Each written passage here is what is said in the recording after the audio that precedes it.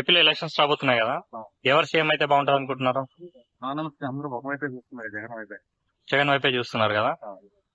Okay, ఎందుకు CBN Pawan Kalyan వద్దనుకుంటున్నారు?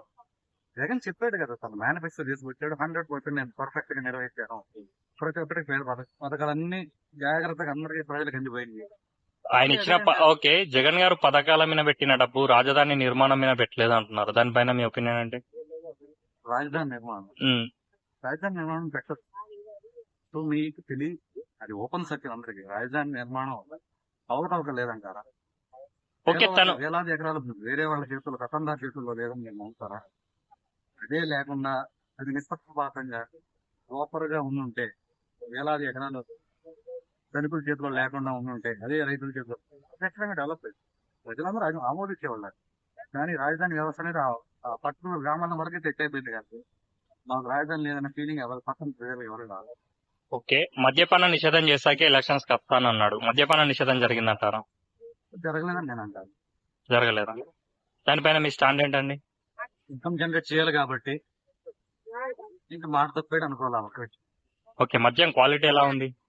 మద్యం quality ఇప్పుడు విషయం ఏదైనా విషయం ఉంది, క్వాలిటీ ఆఫ్ విషయాలు ఏమీ ఉంది. మెన్షన్ అవుట్లోనూ ఆల్కహాలే ఉంటది, జగన్ తెచ్చిన బ్రాండ్ కూడా ఆల్కహాలే ఉంటుంది. కరెక్టే, బట్ అది కొంచెం క్వాలిటీ డల్ ఉంది, అందువల్ల కొంచెం హెల్త్ ఇష్యూస్ వస్తున్నాయని అంటారు.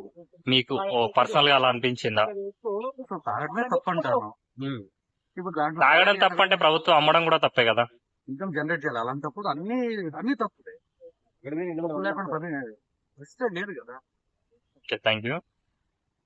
ఓకే, పిఠాపురంలో పవన్ కళ్యాణ్ గారు ఎమ్మెల్యేగా గెలుస్తారా? అతను పార్టీ పెట్టింది ఒక అతను ఆ పార్టీ మీద పెద్ద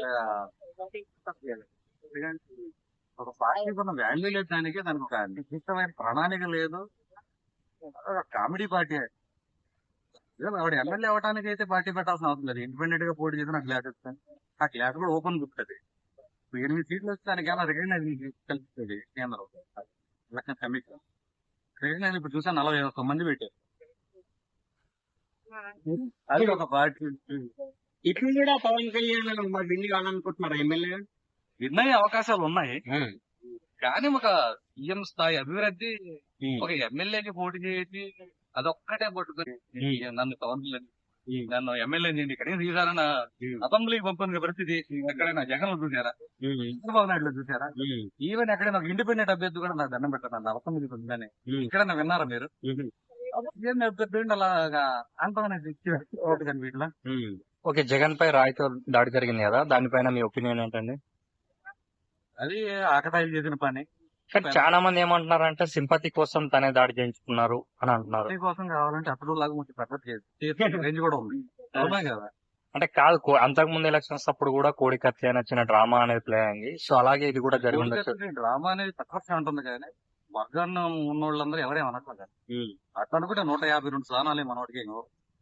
ఓకే అండి, మీరు బాబు గారి సూపర్ 6 పథకాలు చూసారా? అతను ఎలా manifesto revised version of Jagan పథకాలు అంతేనా?